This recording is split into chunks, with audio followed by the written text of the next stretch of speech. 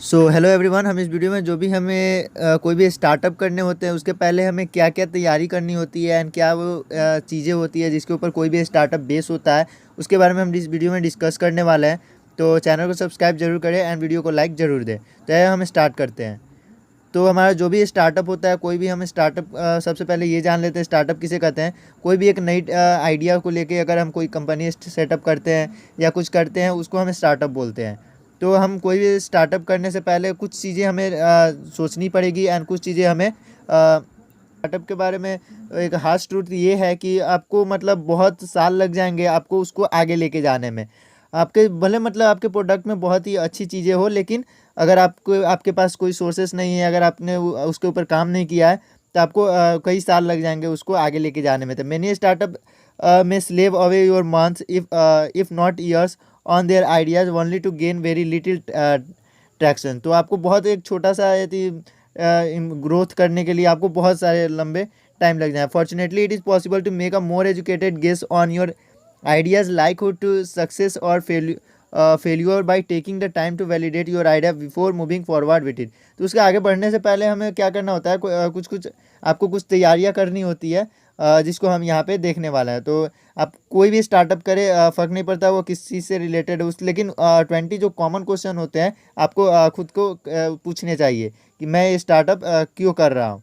तो सबसे पहला क्वेश्चन ये है, तो what problem are you solving. तो जो भी आपका कोई भी स्टार्टअप हो, लेकिन अगर वो कोई प्रॉब्लम सॉल्व नहीं कर रहा है तो उसका कोई सेंस नहीं बनता है। जैसे कि हम बहुत सारे कंपनीज़ को देख ले, छोटी छोटी जो प्रॉब्लम्स होती है, मैं कंपनीज़ का तो नाम नहीं ले पाऊंगा, बट छोटी छोटी जो प्रॉब्लम होती है उसको सॉल्व करने के लिए उन्होंने स्टार्टअप किया है। आज उनकी ग्रोथ आप साफ साफ मार्केट में देख सकते हैं।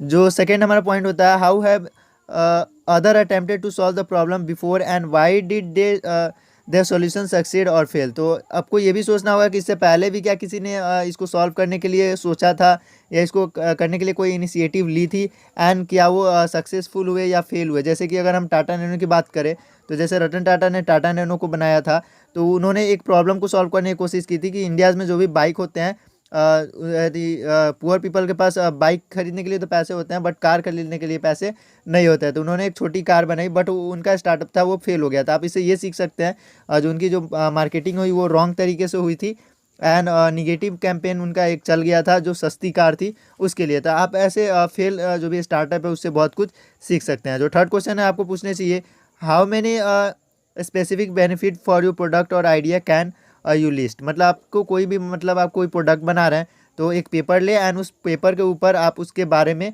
कुछ बेनिफिट्स या कुछ उसके बारे में अच्छी चीज़ें लिखने की कोशिश करें। अगर आप 10-15 पॉइंट ऐसे ढूंढ पाते हैं तो आपके लिए बहुत अच्छी बात है। एंड हमारा फोर्थ क्वेश्चन ये हो गया कि how can you state in a clear language the key feature of your product और सर्विस। सेम वही बात, जैसे कि अगर कोई चीज़ें हुई तो उसके बारे में की फीचर उसके क्या क्या है, उसको अगर आप एक्सप्लेन कर पाते हैं या नहीं। कोई आइडिया लेके आना वो बहुत अच्छी बात नहीं है, लेकिन उस आइडियाज़ को एक्सप्लेन कर पाना बहुत अच्छी बात होती है। तो does your ideas already exist in the same way you are going to create it. मतलब आप कोई आइडिया को लेके आए हुए हैं, तो क्या वो कहीं और एग्जिस्ट करती है। बहुत बार ऐसा क्या होता है, बहुत स्टूडेंट में मैंने ये नोट भी किया है, बहुत जो वो अपने आइडियाज़ हमें बताते हैं, तो मैंने ये नोट किया है कि वो सुनी सुनाई जो चीज़ें होती हैं, जो पहले से स्टार्टअप होते हैं, उनकी स्टोरी लेके उससे इंस्पिरेशन लेकर उसको लेके आगे आ जाते हैं। तो वैसा नहीं होना चाहिए, क्योंकि कोई भी स्टार्टअप वो पहले कोई कंपनी कराती है तो उसका एक पेटेंट होता है, एंड उसका एक जो भी रजिस्ट्रेशन कॉपीराइट जैसी चीज़ें आप कह सकते हैं, उसका पेटेंट कंपनी कराती है, ताकि उस स्टार्टअप को कोई और यूज़ ना कर पाए। तो उन सारी चीज़ों से आपका ध्यान रखना चाहिए। क्या पता आप आधे रास्ते पे पहुंच जाए तब तक उस कंपनी ने आपके ऊपर केस फाइल कर दिया, तो आपके लिए मिडवे एक ब्रेक टाइप का लग जाएगा। तो सिक्स हमारा पॉइंट होता है, how who are your potential competitor. तो आपके कॉम्पिटिटर कौन होने वाला है।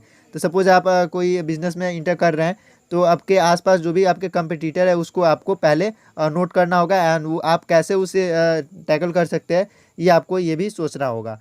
व्हाट की फीचर डज माई प्रोडक्ट और service have that other will have a hard time कॉपिंग।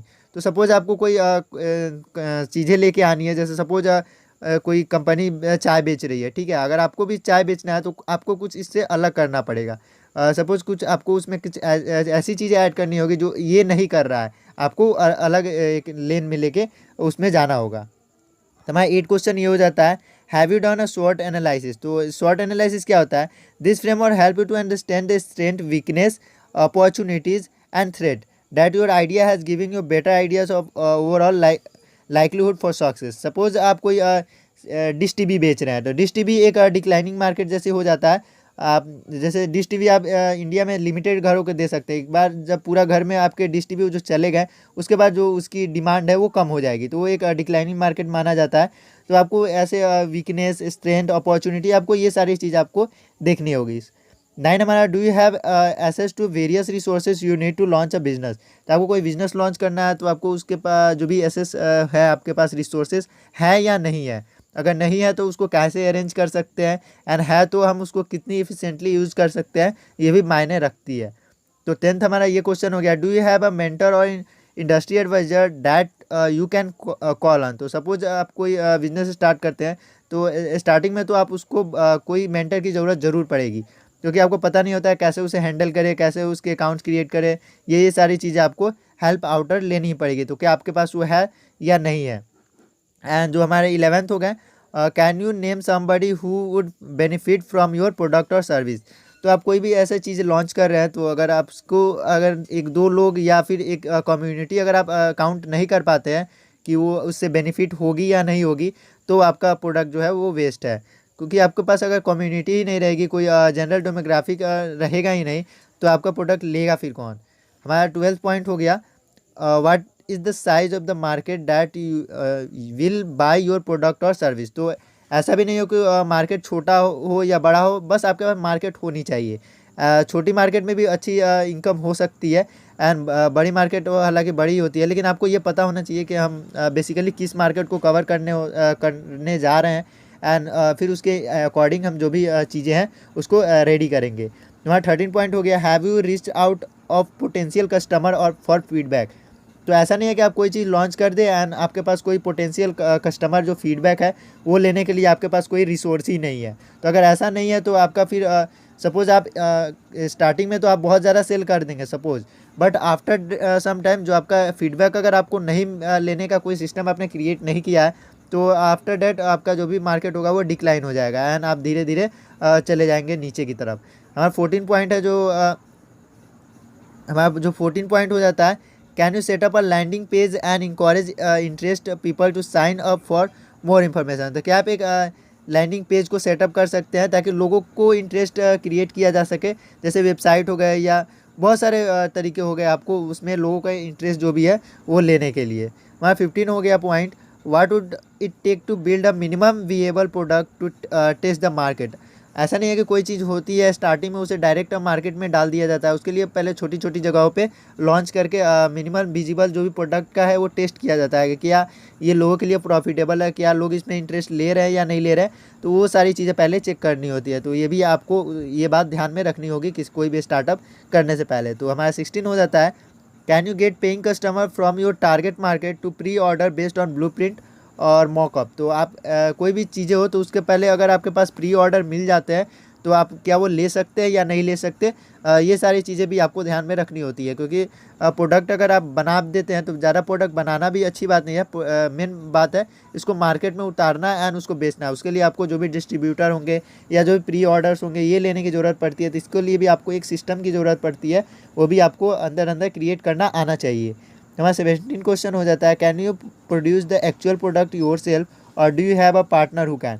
तो ऐसा नहीं है कि आप कोई भी प्रोडक्ट डाल दिए और पता ही नहीं फिर प्रोडक्ट बनेगा कैसे। तो आपको दिमाग में ये होना चाहिए कि आप सपोज़ आप कोई टूथब्रश बनाने की सोच रहे हैं, तो वो क्या आप खुद से बना सकते हैं या फिर कोई कंपनी सेटअप कर सकते हैं, क्या कोई ग्रुप सेटअप कर सकते हैं कि वो उसे बनाए, या फिर उसके लिए आपके पास कोई प्लान है या नहीं है। तो हमारा 18 हो गया, do you have a distributor और partner to help you scale your business. तो क्या आपके पास कोई डिस्ट्रीब्यूटर है या पार्टनर है जो आपको जो बिज़नेस है उसको पूरी तरह से आगे की तरफ बढ़ा सके।